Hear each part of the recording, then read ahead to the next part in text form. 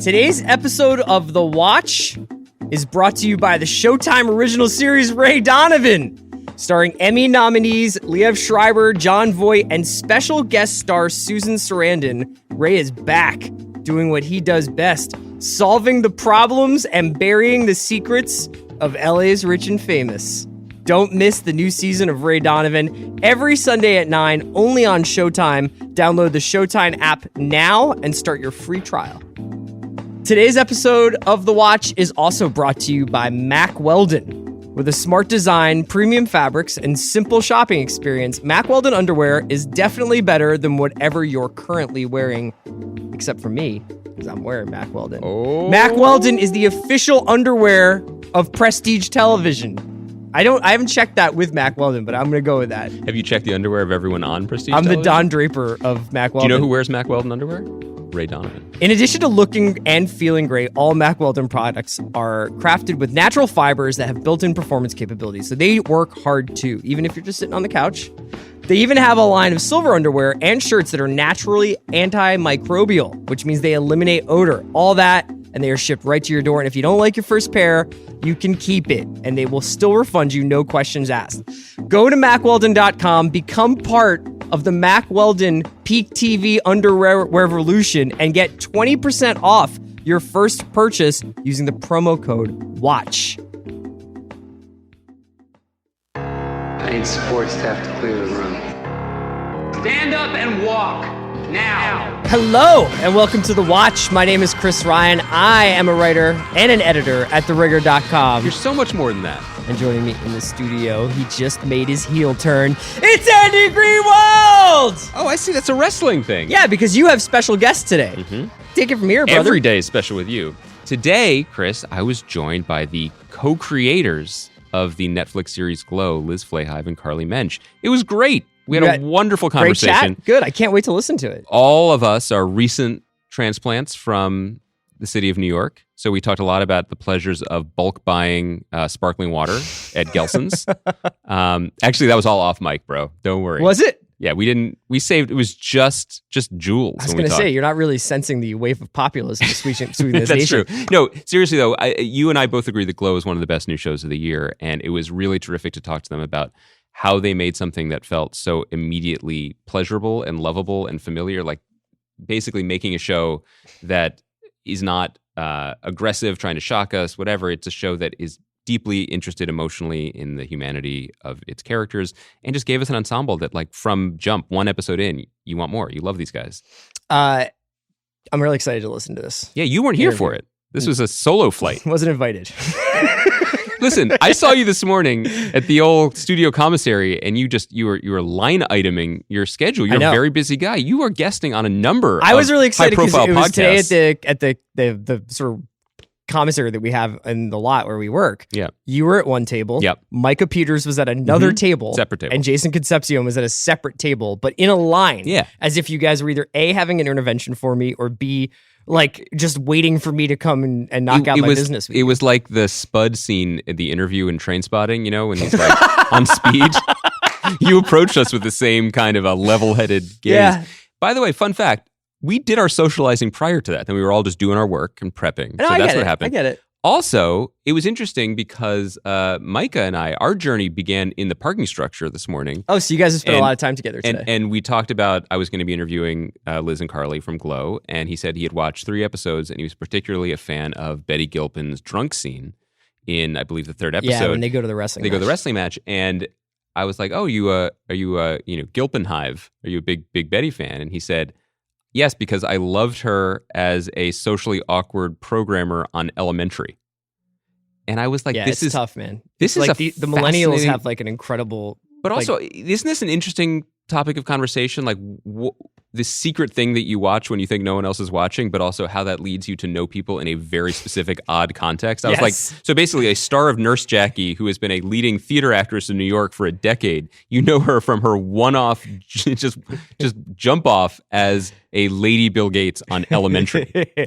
Andy, Glow is on the Netflix network. Not a network, pal. I know. It is a way of life. The Netflix way of life. Yeah. Do you know what else is on Netflix? Fuller House. Do you know what else is on Netflix that's coming back September 1st? Wet Hot American Summer? Narcos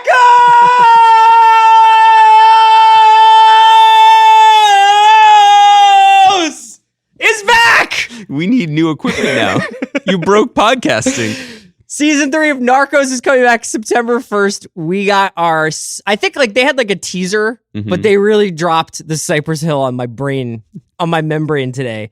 They have a trailer. It's largely about the Cali cartel this year. It is driven by the Lord Pedro Pascal. Yeah. Is got that Boyd Holbrook seat. Where's Boyd? I don't know. I think Boyd is just like, I kind of like the idea that this show is immediately setting the parameters where it's like, this show can just keep going, but it doesn't necessarily need the same characters over and over again. And you know, in a very cool move, Yeah. people who are kind of in the background of season 2 are seemingly up at the foreground. I love of this that. one. But you know, honestly, what do you need to make Narcos? You need an active internet connection and Wikipedia. Yeah. And then you could just make the show. You just get some cheap group tickets down to Colombia.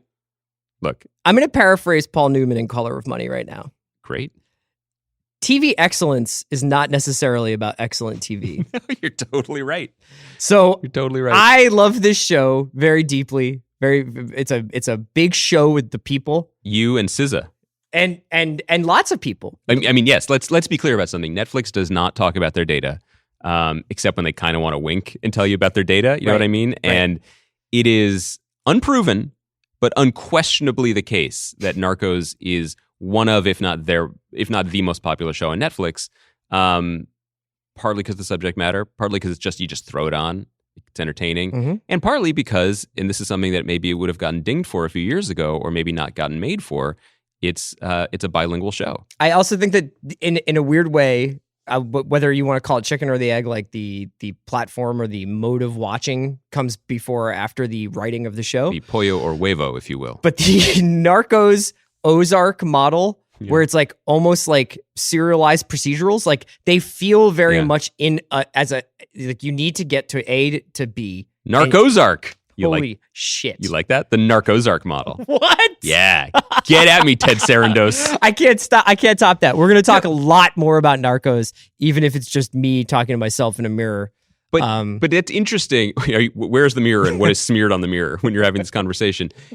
What you're saying, and we will come back to as we talk about that show and we talk about other Netflix shows to come, it's an interesting way to have a conversation that is essentially about algorithms, because you are basically identifying on the creative viewer end something that they have gotten incredibly good at, which is filling their platform with the type of shows that are enjoyable, satisfying, easy to click on, easy to keep clicking. It's not as simple as we used to dismiss it as, it's just bingeable. What does that even mean? Yeah. It's not as simple as just running one episode into the next one. Part of their challenge now, especially is their, if I dare I say it, ecosystem has become so overcrowded, is getting people to start. It's no longer an issue of getting people to continue. It's getting people to start. Right. And they have... Much like people trying to get you onto cocaine. Well, no, but I think that they have, in this show in particular, and we'll talk more about it once it gets here, they have an epic story that actually does demand multiple seasons of telling. Well, can support it. I don't know that if it can demands it. repeat certain beats. You mean like doing cocaine and shooting guns? There's actually not as much doing of cocaine on this show as you might think. It's a cautionary tale, really. That's a fable. True. Okay, Andy, we're going to get to your interview with Liz and Carly. Yes. For people who have watched Glow, we don't really spoil anything. It's not really a show that can be spoiled, but I think it's a really terrific conversation about creativity and writing in television, whether you have watched Glow or not, although you should watch Glow. Let's get into it, right? Yeah, FYI, we're part of the Ringer Podcast Network. You can watch Andy and I every Sunday after the East Coast airing of Game of Thrones on Talk the Thrones. Yeah. Twitter.com/Ringer or Twitter.com/any of the co-hosts of Talk the Thrones. Those people include myself, Andy Greenwald, Mallory Rubin, Jason Concepcion. Listen to Binge Mode. We will be back on Monday. We're going to talk Thrones, and we're going to have another special guest. I We're know. guesting it up. It's the carousel. You mean like in Mad Men? Yeah, just like everybody's coming through. Anyway, Liz and Carly, Andy will take you out. Yeah, it's funny that we start talking by talking about Maron, because I know that Mark Maron likes to talk about his performance on Glow in podcasts about Glow. He so does. we will get to that because it is spectacular. It is spectacular, and we're happy to spend time. Yeah. But let me make a more formal beginning by saying I'm so happy to have Liz Flahive and Carly Mensch here in a very big, we're in the Throne studio with pictures of the Dream Team behind us. It's a very dude. It's very boy dude for space. us. We like it. How do you feel about that? We like being dropped into different universes. Liz and I were just proud that we could name the members of the Dream Team, which is there's a cardboard cutout behind Andy. Yeah, although not Chris Mullen. Not Chris Yeah. Mullen. Sorry to blow up I your got spot. close. I called him Carl. Well, So I'm like, it was related. I know there's Carl a Carl in the picture. Yeah. Thank you for taking the time to join me. I know that you are busy at work, although we're not saying what you're busy at work with, right? Because who knows what it could be. Who knows what Who it could knows? be? It could be anything, but you're still in touch with each other professionally. Is that fair to say? It's fair to say. But That's as cryptic as I guess we can get. It's a mysterious Whether way this Netflix- town works. It's a mysterious time. The we're point in is, right now. if Netflix chooses to do a second season of your Yeah. fantastic television Yes. show Glow, we'll be you ready will to be go. ready. We'll be ready. That's the way these things work. Yes. Yeah, I mean, I lost sleep last night being so excited over a plot line that we've come up with. Yeah. That you may not get to use. Yeah. But you Yeah. might. Yeah. And I but we'll believe- see. Here let's- we are in the We've here buried we the are in anxiety the purgatory. so down deep that Understood. Yeah. I'm starting with the end, which is a sign of my scrambled brain. We shouldn't do that. I want to talk to you about the first season of Glow because, as I said on this podcast before, I just loved it. I think it is one of the most purely pleasurable TV experiences I've had in a while. And particularly because in this era of so much TV, I think often the wrong lessons are being learned about how to make it. Yeah. And what you guys tapped into right from the beginning is something so pure in terms of my television watching experience growing up and even today. You gave me a world that I didn't know, full of people that I didn't know either, and then suddenly fell in love with quickly and in an ensemble too, which is not easy to do. I think people often overreach for let's challenge people or let's surprise people, let's shock them, but the formula isn't always that complicated, right?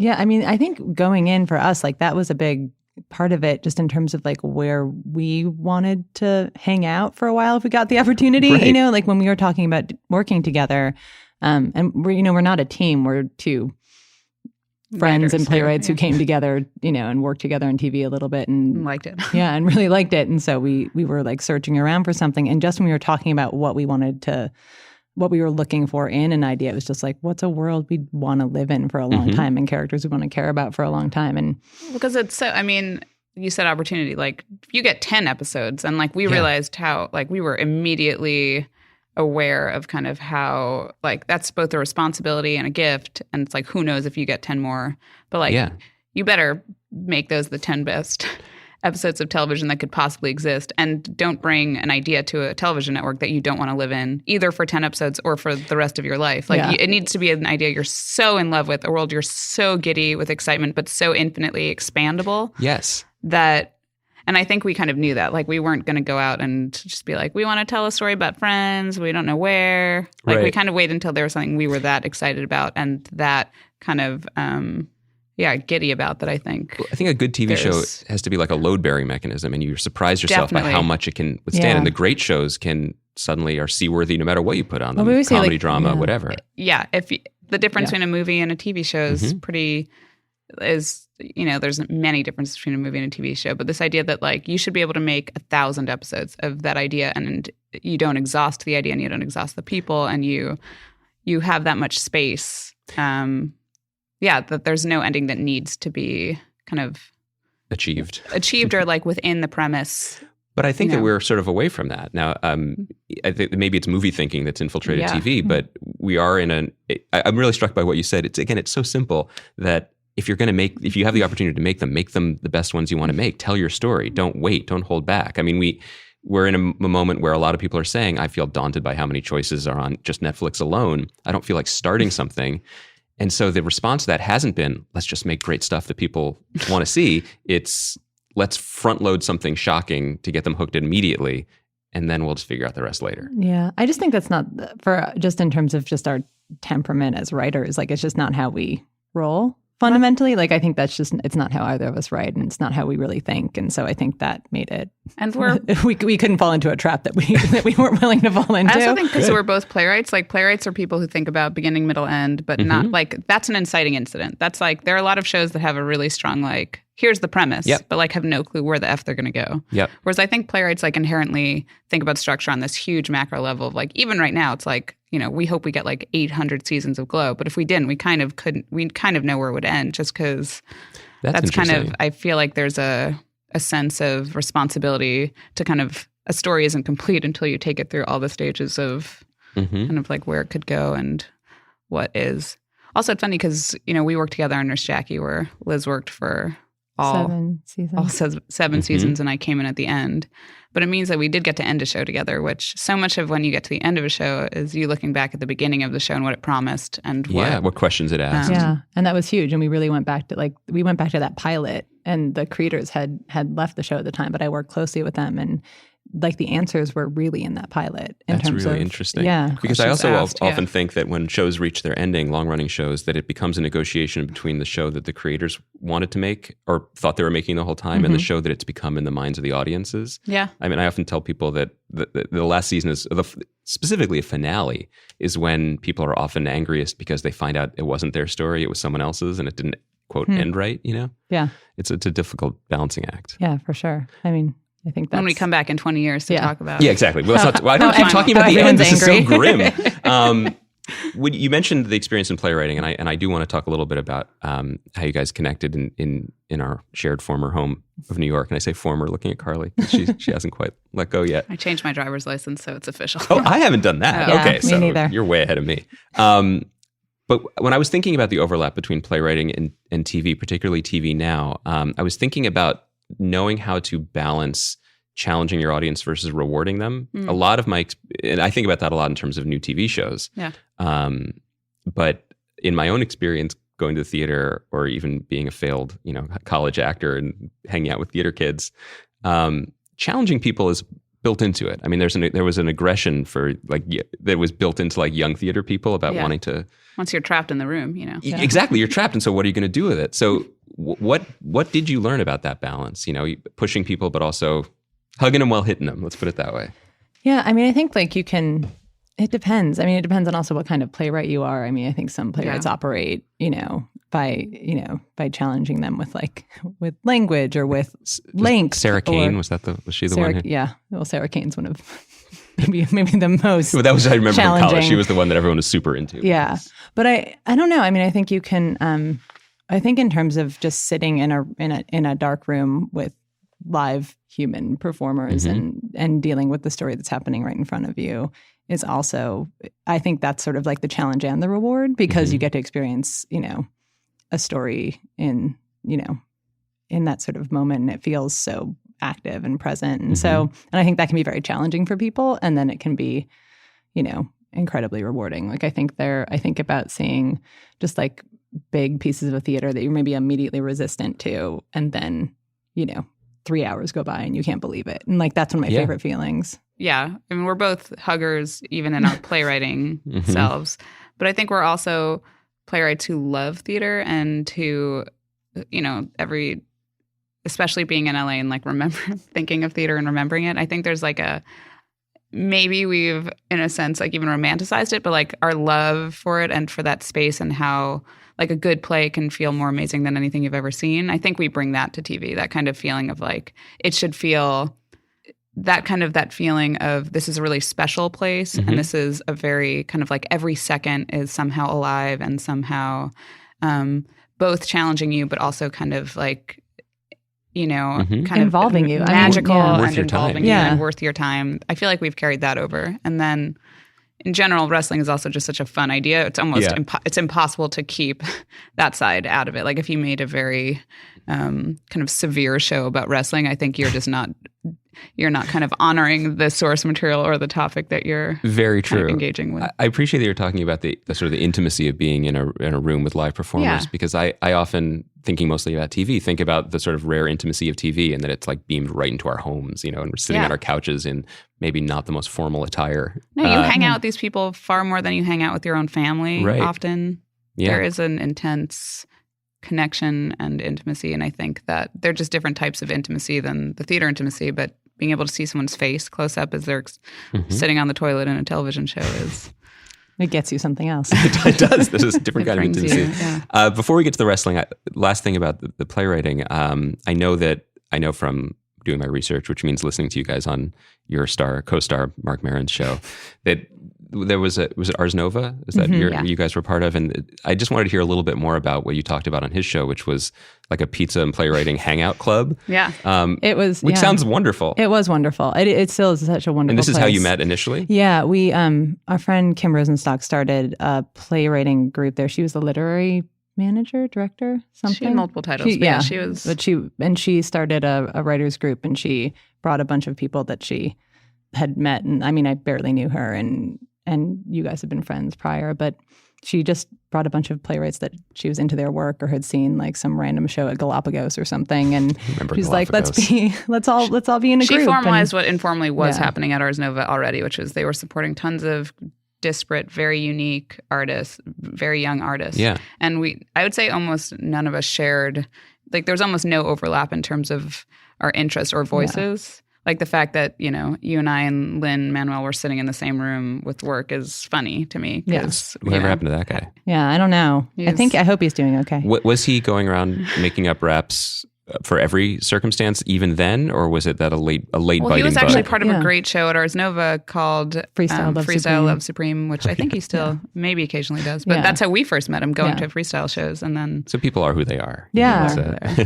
But it's amazing because like that group, more than half of our writers on the show now met in that writers group. Oh, wow. So I feel like it's one of those things where, we're making a whole new thing in a whole new form, but with writers where we've seen each other's work consistently for the last 11 years at this point. And being able to kind of be a fan of someone else's work, I think is really helpful TV training. Just because, we have all these writers and in no way do we want them to write exactly like Liz and I on the show. Mm-hmm. But we also want them to have kind of shared larger goals and to be able to write like our characters, but then bring a lot of themselves and kind of bring things that we can't bring. So having a respect and just being a nerdy fan of one of your friends' work and then being able to kind of bring it onto the show is... I think that's both inspiring and also a little bit rare even, in this business, because especially as it's become more like top-heavy auteur-y, they're just... I'm saying this, I want to say this in a charitable way, not in a pejorative way. No, there just isn't time. The stakes are very high. The production demands are high. Yeah. People rewrite aggressively because it just needs to be the same or it needs to be consistent. So the idea of bringing in people because you're a fan of the thing that they can bring, I feel like that's how it should work, but it doesn't always. It's a balancing act, no matter what. We learned that in a first season and trying to shape the show and making sure we were... Yeah, the scripts didn't come in and then it was like magically like, Yeah. But I think in terms of hiring, we weren't trying to hire just ourselves over and over again. We were trying to hire people who really pushed us in a lot of different literary directions. New Yorkers recently relocated to Los Angeles? We do. Those would be hard to find. Those are hard, and those are dime a dozen in Silver Lake. But it is one of those things where, we sort of knew the magic of Nick's writing and Rachel's writing and Kim's writing from a long time ago. And then we also had the opportunity to discover some new voices that we hadn't heard. And it's sort of like the bringing that together and creating your own sort of like fantasy dream team is also part of, the benefit of making a show. And I think it Genji Kohan, executive producer and kind of fairy godmother. I feel like she's been doing the same thing for years, and it was kind of encouraging to see that the model works and that the show doesn't implode and become so schizophrenic it makes no sense. Like she's been hiring very voicey, often playwrights, but just voicey writers for a long time and finding a way to kind of marry the house style and some kind of very unique perspectives. And we've benefited both from her guidance and from just the model that she's set up before us. Let's take a quick break from the conversation there to hear a word from our sponsors. Today's episode of The Watch is brought to you by Hotel Tonight. If you're like me and you're not so great at planning ahead, I've got great news for you. There's this awesome app called Hotel Tonight that helps you find amazing hotel deals at the last minute. It sounds counterintuitive, but unlike flights, hotel rates usually get cheaper at the last minute, and Hotel Tonight helps hotels sell their unsold rooms, allowing them to pass those deals along to you. These are not last resort places, Greenwald. They are actually cool top-rated hotels that you want to stay in. I regularly use Hotel Tonight from my personal travels. Your personal journeys across this great land of ours. My vision quests. With so many awesome partner hotels and a ton of different countries, Hotel Tonight can help you find a great hotel almost anywhere. It's perfect for a spontaneous getaway or finally going on that trip you've been wanting to take for a while. I'm using it for my personal vision quest to Lake Tahoe. And, if you want to plan in advance, even though the app's name is Hotel Tonight, you can still book up to a week in advance. All it takes is 10 seconds, just 3 taps and a swipe. So get in on these killer last-minute deals and download the Hotel Tonight app now. Today's episode of The Watch is brought to you by Eero. The single router Wi-Fi model just doesn't work for our increasingly high bandwidth world. What you need is a distributed system, Eero.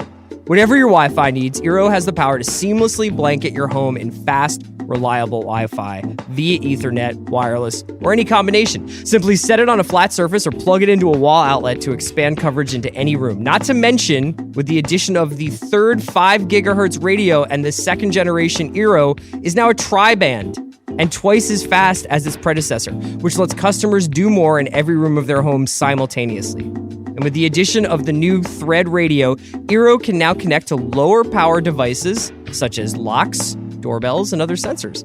Meanwhile, Eero Beacon is half the size, but it's even more powerful than the original Eero. Whichever model you choose, with Eero's incredible customer support, you can call and get a hold of a Wi-Fi expert within 30 seconds. Let me tell you something about my apartment, Andy. Yeah. Got some dead spots, my dog. I sometimes am not connected to the net in my laundry room, my laundry room is quite large. By the way, if you have a large laundry room, it's not an apartment. I don't know if you mud room, laundry room, whatever you want to call it. Mudroom? Yeah, and there's all sorts of. I don't know if it's built on top of a UFO or something, but I do not get Wi-Fi, or I didn't until I got Eero. For free overnight shipping, visit Eero.com. That's EERO.com. Select overnight as the shipping option and enter WATCH at checkout. That's EERO.com.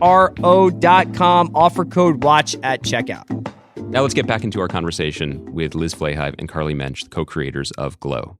Let's talk about the wrestling thing because as a person in the world, I've grown up with friends who love wrestling, friends who I think I share many other interests with, intellectual pursuits even. Yeah. I'm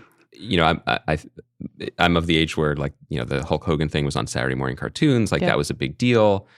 I have never not understood something more. The appeal of something in my life. And you guys made this show and I remember watching Glow too. It was on Saturday afternoons. Yeah.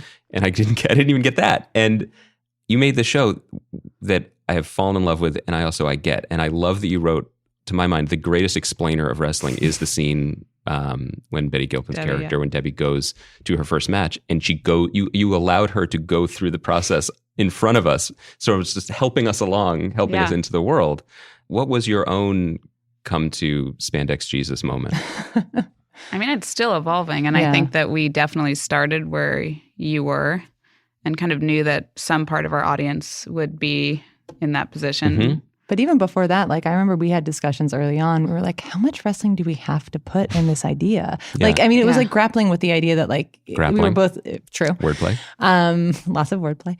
We were both really attracted to it and repelled by it because we were outside of it. And I think the idea of moving slowly with our characters to understand wrestling was a big part of that first season. And I think if we didn't figure out why we liked it, we probably would have moved on from the idea because I think we would have been the wrong people for the project. But I think first of all, it's fun to explore a completely new world, but we also had a lot of kind of things that we personally could hook onto that then made us start to either like or get it from the inside. And I'd say that came from talking with Chavo Guerrero, our wrestling trainer. It came from one of our writers, Chris Diaz, who is, a huge fan. But learning even just counterintuitive things that a wrestling match is in no way about violence. It's actually completely about taking care of your scene partner and safely and in fact intimately going through this dance in a way that you're improvising, but also very much in communication and, so much about caring for your scene partner really made sense to us, and so much about starting to see the wrestling ring like a stage, and so much about kind of are these stereotypes on some level archetypes that we could play with and graph onto rather than just offensive reductions, or if they are offensive reductions, can we somehow contribute to the conversation?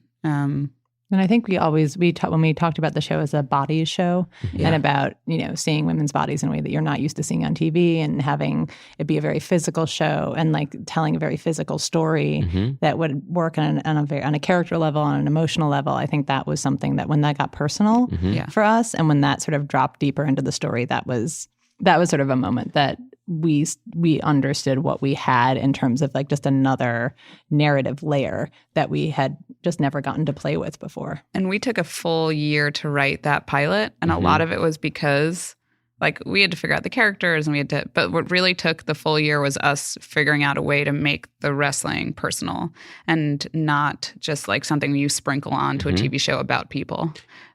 So whether it be that like how we were going to use the wrestling in the show and we used the pilot as a promise to show you that like every time you're in the ring, it will have meaning. Yeah. It will have context. It will make a character deeper. It'll move a story forward. It'll and do the audience work. will be invested in the people in the ring. Yeah. It's not just for show. It's not just for show, and it's not just kind of like the gimmick that we kind of, chased after and kind of... And it's not an overlay. Yeah, there's something about like just also figuring out that we needed to know these women first before they even played wrestling characters. So we weren't sort of, like there's such catnip to like the characters in the ring fully taking over. And if you have a sense of the women as characters ahead of time, then you're digging into them at the same time that they're creating those characters. So I feel like we're talking about how long it took to crack the Ruth Debbie that character, fight. the dynamic, the relationship, how that was going to be constructed, which is done so subtly and artfully throughout that pilot. Can you tell me a little bit more about that process? Who came first? How did you... I mean, I honestly, I think it's like a magic trick what you did in that pilot, because it feels like rules are being broken in terms of you give us a protagonist, we learn that she's doing something that is, on the face of it, pretty awful, and she remains our protagonist. We remain completely invested in her as an emotional person who is not at full heel. That's very delicate work. I can understand why it took a year. Yeah. I mean, I think we just sort of fought through it. I think like it's, we just kept digging into that character. And I think there were lots of questions asked by, by Genji and by other people, they're like, how do you come back from this? And it's like, well, that's interesting. Like, how do you come back from this? Like, isn't that an interesting thing to deal with as you're dealing with this whole other, like totally bananas world that this woman is entering into? And the idea of desperation and people trying, like, that's just interesting. Like, I think you think about, like, I think about people like Mike White, who they, you watch things like Enlightened and Chuck and Buck, and like I love that tone, and I love being invested in somebody who you just feel so shaky about emotionally, and like I think there's an investment in characters like that feels real and human and like so profound and complicated. And so when you're doing something like in the ring where it's good versus evil, it's face and heel, to have a protagonist who's super gray and complicated and you still invest in emotionally feels like, that just felt like the goal, and we just kept going until we felt like we got there. We're also both from the school of thought that, like if you're thinking of a story like a Care Machine and, your protagonist is your way through, like you're going to care about a flawed character often more than you're going to care about the kind of on paper perfect character, just because there's something messy that feels relatable and human. So that like if you watch that pilot and you don't see her screw up, there's a part of Ruth that's maybe like slightly almost grating or slightly, and it's actually her huge fuck up that suddenly brings her back down to relatable human shit level, which is some... But I also think that Allison helped us out a ton, because there are not a lot of actors who we could have, it is a delicately written script, but it's very easy to completely lose all empathy based on just who you choose. And Allison is walking a tightrope in a miraculous way. She's astonishing in the show. I mean, I don't think she's top of the call sheet and getting attention, but I don't think she's getting enough credit for this performance. We're with you. I mean, it's so hard what she's doing, and she makes it look so easy, and she's so skillful, and yet she's so open as a performer. Like she has so many colors. Her technique is impeccable. Like she is so precise. Her comedy is so precise and amazing. So funny. I mean, you can't count on that. You can't count on getting you someone who can do both. Yeah. But not just both. Like the list goes on. It's like she's nuanced. She's funny. Her eyes can do it. Yeah. Her eyes can. She is physically like doing, you know, like she's a great wrestler. She's a great wrestler. It's so crazy. Isn't it she's weird? telling stories with her full body and her face. She's, you know, like incredibly just kind of surprising at all moments, but also, yeah, she's got so much emotion, kind of like. And she's just a warm body. Like as a performer, like she really like, she lets you into all of it. You know, I don't know. She's also like, she's a precision machine. Like she shows up, she knows exactly not just where her blocking should be. She can like look around the space and see where everybody else's blocking should be. She'll keep it quiet, but like she's figured out the scene from every angle. So much of this, you know, it can come, having an incredible pilot script is a huge thing, but it's like chance, right? I mean, you get her and Betty and Mark, who will feed his ego in a moment, I promise. But, those two, I mean, they're just so well paired, you know, in all ways, physically, emotionally, and the tone and color of their performance. Yeah. And I also wanted to say, while I was thinking of it, I love that the way your show gives that relationship and that friction room to just exist on its own. That Rich Sommer, who's wonderful, he doesn't have a voice in that argument. No, he doesn't have a thing to say, and that makes a ton of sense in the world. But is rarely represented as such. It's a different, I mean, that's a different show, you know? And I think like we knew at the core it was about a female friendship that was, you know, sticky and complicated and, you know, and longstanding and that's something to keep digging into. And I feel like that's our like our PowerPoint and our spine. And we knew that Mark is not at the spine. He just happens to be one kind of tiny facet of one of our. Well, he's actually a good way to bring up another topic about just the character work that you've done here, which is, I love that you very subtly exposed what I think is another sort of fallacy about TV writing, which is that characters can be complicated and lovable. And in fact, one could lead to the other. You know, I've heard some people say that they were surprised that the Sam character isn't more awful, you know, in a number of ways. Not that he's a saint in his behavior, but I love that about it because what you've done, and again, I think this is just very generous writing. All of the characters have humanity from the minute we meet them. And as a viewer, that makes me invested in them. So that then when he screws up or, you know, acts out, I know what it's coming. I know that it's coming from a place of hurt or confusion or whatever. And like you were saying about Ruth's character, we're not thrown off the train. Yeah. If that makes sense. I mean, it's very boring to write characters who are uncomplicated. Yeah. I think there's it might be clearer sometimes when you're figuring out a scene. You're like, oh, this is like the crappy bad guy who's going to always be a dick, and like we can just go back to that well all the time. And like it just fundamentally isn't as which I think interesting. Helps. It's definitely like a good measure for the audience too, because it's like if we're bored, the audience is definitely going to be bored. So kind of following our own instincts of when we're bored, when we're anxious, when we're excited, I think tends to be a good just kind of marker. And I think Mark is a great example of someone who maybe even at the beginning we didn't fully imagine all of the kind of capacities of his, you know, like the kind of capaciousness of his character. And then seeing Mark perform as Sam,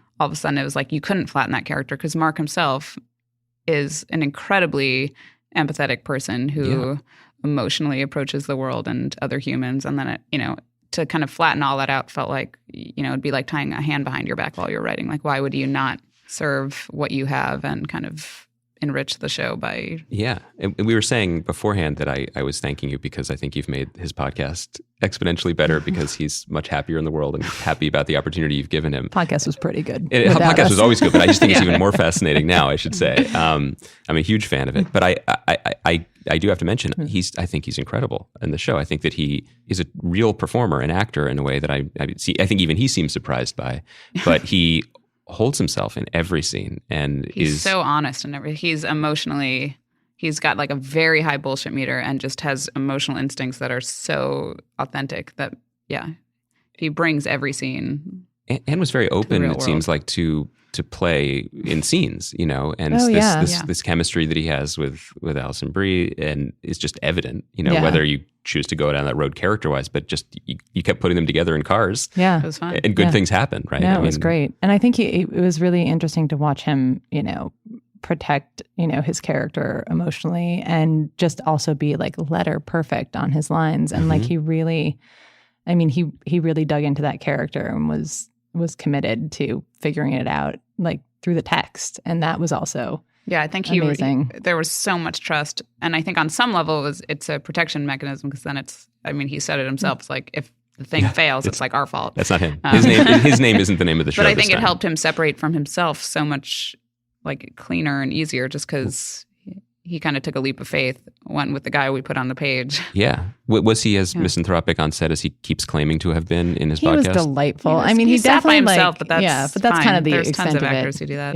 just to get into their own. He just keeps talking about how he just watched The Sopranos. He did watch The Sopranos a lot. Also, like, you spend insane numbers of hours on set. So, even if we're on set for 10 hours and he spent even 2 of them sitting by himself watching The Sopranos. That's a lot. There's still 8 hours to do other There's still things. 8 hours to interact with other people. Yeah. But.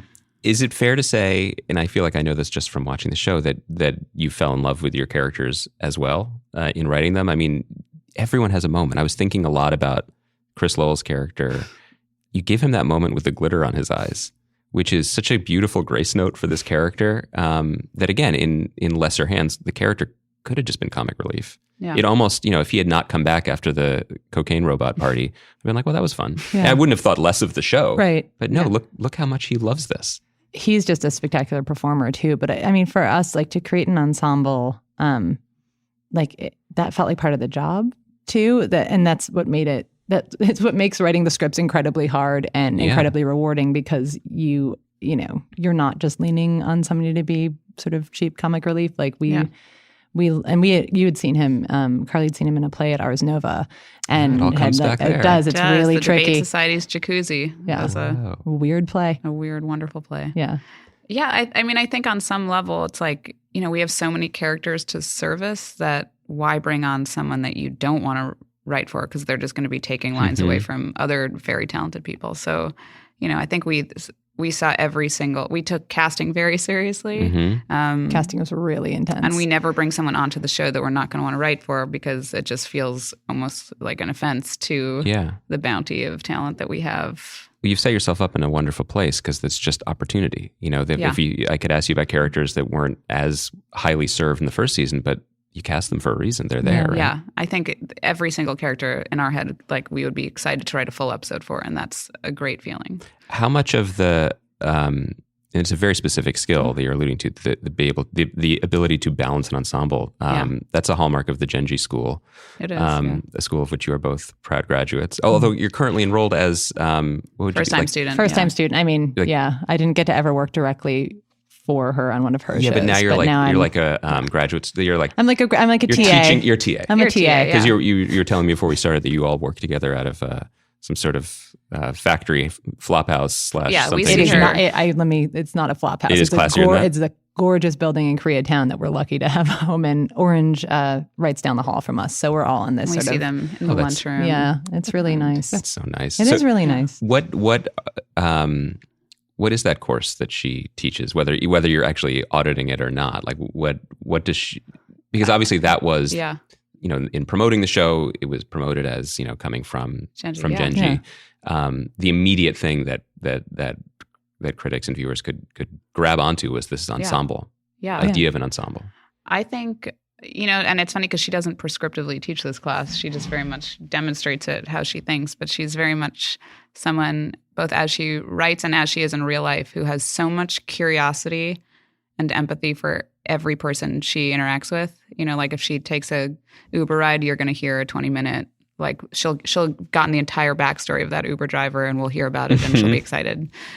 She even knows like the names of their aunts and uncles and kind of when their kids graduated. And I think that idea of kind of that every person is worthy of having their story told, that every person has a story that then that doesn't stop when you get to a television show. Just because the camera's over here doesn't mean that like the 10 people standing in the background don't have full lives and full stories. And there's a joy to kind of turning the camera sometimes and finding those people. I feel like she's definitely passed that on. In terms of how to balance it, I feel like that's an instinct that you just have to build up over, like we even are still finding it in editing, sitting there being like, oh, I feel like we should switch the order of 2 scenes because we've been away from Ruth for so long, or we've been away from the main story. As writers, how do you keep that muscle loose? And what I mean is, one thing that 3 of us share is we've all moved here recently, and that access to life and to just happenstance and stories that can inspire you is hugely reduced here. And just by the nature of life, I think. Yeah. You can't just wander. You have to work a lot harder. Yeah. And I think, but part and parcel with that is as we get older, the opportunities to do that and meet people and just be out eating pizza on a Tuesday night or whatever, those go down too. So how do you keep your ears open, basically, as creative people in the world? I mean, I think it's also just like prioritizing it. I mean, I think we had there was a moment where we were going to jump back into thinking about season 2, and we were like, no, we need to just like feed our brains. We can't just start. We just can't pick up where we left off because we want new stuff. Like we've spent all of our energy. So that's why Carly had a baby. So we could have some more material. Just like here's my alt pitch. We spent weeks just kind of. We thought about it like a giant brain bath where we watched tons of documentaries. We watched movies from the 80s we hadn't seen. We read books. We went to the Reagan Library, went to the Valley Relics Museum. Like we just sort of we brought in wrestlers too.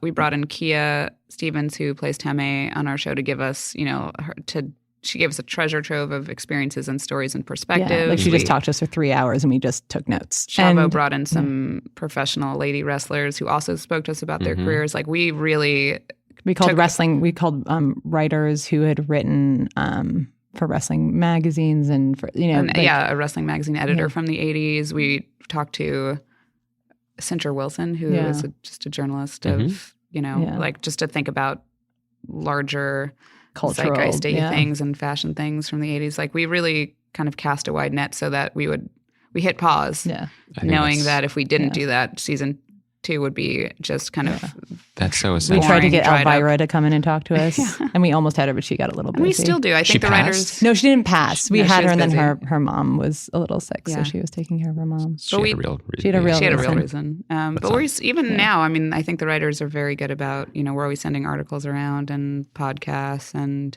but it's true that you do have to make it a priority. Otherwise, you will just become dumber and kind of less attuned to what's happening right now. Because also, and this is your job as showrunners as well, as navigating the creative half and the business half. Yeah. Both of which are hugely demanding and I just feel like in very different ways. And I can imagine it would be very, I don't want to say easy, but very possible to imagine being swept immediately back into the machine of needing to produce episodes and all the people counting on you. And so taking that time seems like a very smart and we kind of did that. We looked at a calendar, did the math, realized I was having a kid and that we would lose the opportunity to do this, and then went to Netflix begging for some extra weeks, and they very kindly obliged. Which I picture Netflix as like the episode of Oprah where she gives away a car. It's like look under your seat. It's real close. I mean, like in that, like they are. I mean, the way that they support us is so interesting. And I mean, I've only worked at 2 places, so I can't, it's not like I've been beaten down by some sort of TV machine. I'm never going to pretend that. But just in terms of how they engage us on a decision-making level, like how they respond to scripts, like it is a conversation, and it is about supporting the show and what we want to do. And it's hard to do because I think, and it's like between them and Genji letting us, make the show we set out to make, even if we disagreed at moments about what to do, she really figured out how to support our vision of the show and give us the best possible guidance, without dictating anything really, which is, I mean, I think we know it's extraordinary to get to make a first season of a show where you don't feel like you've been destroyed emotionally. Yes, you both look very healthy. We came through pretty much unscathed except for energy. That's going to go no matter what. In the small amount of time we have left, I did want to ask about at least one specific moment, which is the first specific moment of the show, the opening monologue that Ruth gives, which is just such a perfect scene. I still think about it. I mean, I wonder if this goes all the way back to what we said at the beginning about, what you were saying at the beginning about how playwrights have to consider beginning, middles, and ends. But again, after so many shows that end with, a body being dumped in the river or something, here we have the scene that is completely exciting, smart, funny, and sets the tone, in a surprising way. Can you tell me the origins of that opening scene? I mean, and this is the Ruth monologue scene. I do remember we were searching. That'd be so weird if we didn't remember. Yeah, what we were I'm talking sorry. about. What show are we talking about? No, because it's funny. What was that scene? In that year of trying to figure out what the pilot was, there were definitely versions where we started with the jazzercise scene Yeah. first, and it just never. We knew we needed a scene like that, and I think we kept. And then it almost felt so obvious. It was like one of those things that when you say it, you're like, oh, of course, just because we have so many actress friends who tell us stories of their terrible auditions where they're reading, our long-running joke was exposition wife. Yeah. Right? I feel like it. Yeah. Well, I think we also knew that we were, and again, we couldn't get away from the fact that we were telling a story of an actor who wasn't getting work and how heartbreaking that creative frustration is, and and how connecting it to the idea of being a woman auditioning for parts like that, even as things get better, you're always going to be called in for an underdeveloped wife or an overdeveloped girlfriend or in all the wrong ways. Yeah, exactly. So I think that's and there are so many shows, and even great shows, where there's one great female role, and some of those shows are delightful, but you think about it, and I think about it just going back to high school and college, where you're doing plays and there's one spot for a woman. Yeah. And it's crazy because there are, 100 talented actresses. And I think that, only 100. But just comparatively. Sometimes 99, sometimes 101, depending on. But it's just that that deficit was so intense to think about and to experience. And, being in New York and auditioning, you just know how much is out there. And just this idea of in storytelling for us, a lot of the first season and the pilot was to unlock each character. We had to answer the question of why do they need glow. I think that was kind of one of those guiding questions for each character. And to answer Ruth's right off the bat also just felt like just a really strong way to start you to both get on board and care about her and like her. Well, it's interesting because I think actors generally are low on the totem pole of sympathy from people in the world. You roll your eyes when you hear a show about an actor. Or you hear about how hard it is to be. But and you guys know this very well from not just making the show, but from being in the theater world in New York.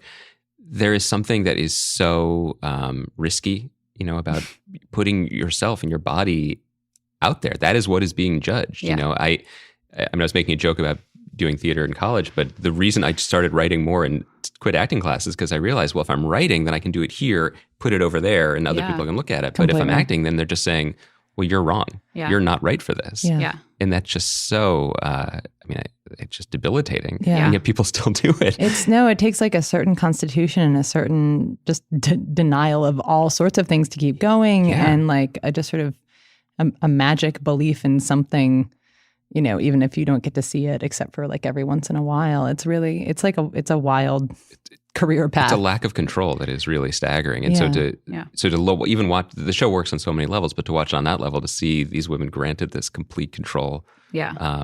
Over something that maybe is not what they originally wished for.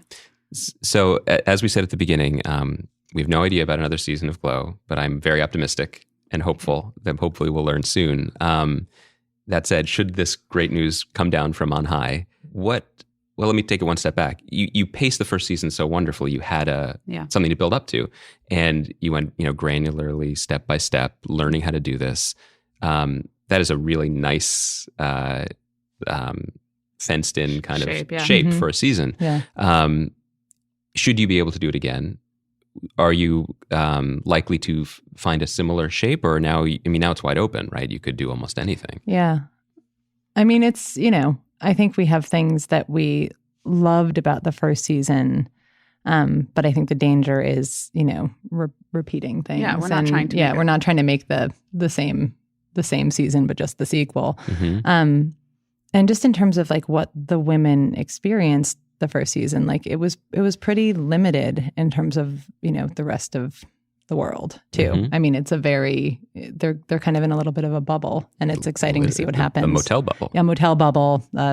Just making something that really only a handful of people have seen. Bubble. The meta experience, making something and waiting for it to come out and see what happens, is something to to play with. But they didn't put the whole season of Glow up they at didn't. one No, time. but I think also just digging back into what TV was back then, local LA TV is fascinating to us, and just the sort of we the purposely differences. paced that season not just because we thought it would be the most perfect shape, even though we love that shape, but because of the promise for more story. Because there was so much about wrestling that still excites and confuses and intrigues us.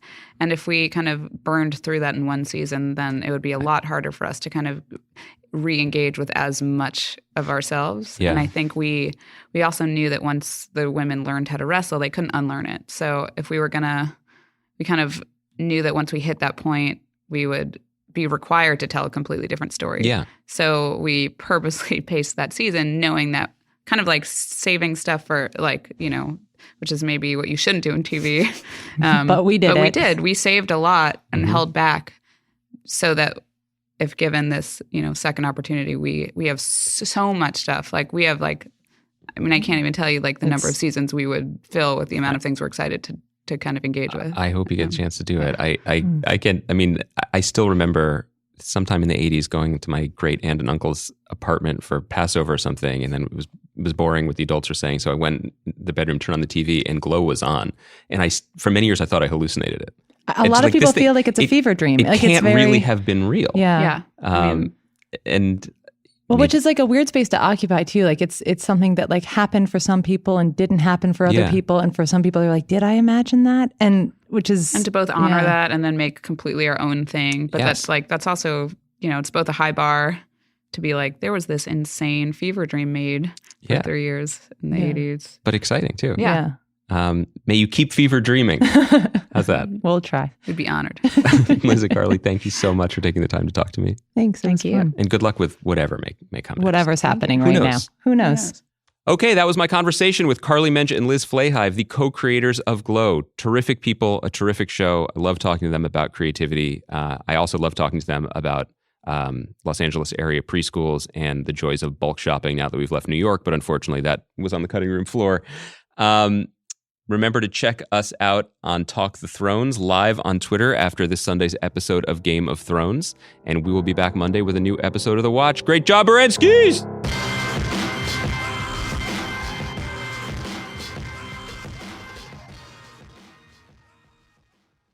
Today's show is brought to you by the Showtime original series Ray Donovan, starring Liev Schreiber, Jon Voight, and special guest star Susan Sarandon. Damage control is no problem for Ray, and keeping up with the chaos is no problem for you. Stream and catch up before the new season by downloading the Showtime app and starting your free trial. And don't miss new episodes of Ray Donovan every Sunday at 9 p.m. only on Showtime. Today's episode of The Watch was brought to you by Mack Weldon. With a smart design, premium fabrics, and a simple shopping experience, Mack Weldon underwear is definitely better than whatever you're currently wearing. In addition to looking great and feeling great, all Mack Weldon products are crafted with natural fibers that have built-in performance capabilities, so they work hard too. Whether you're out there jogging, you're out there working, you're out there living, or you're just chilling out at home, Mack Weldon is the one. They even have a line of silver underwear and shirts that are naturally antimicrobial, which means they eliminate odor. All that, and they are shipped right to your door. If you don't like your first pair, you can keep it, and they will still refund you, no questions asked. Go to MackWeldon.com and get 20% off your first purchase using promo code WATCH.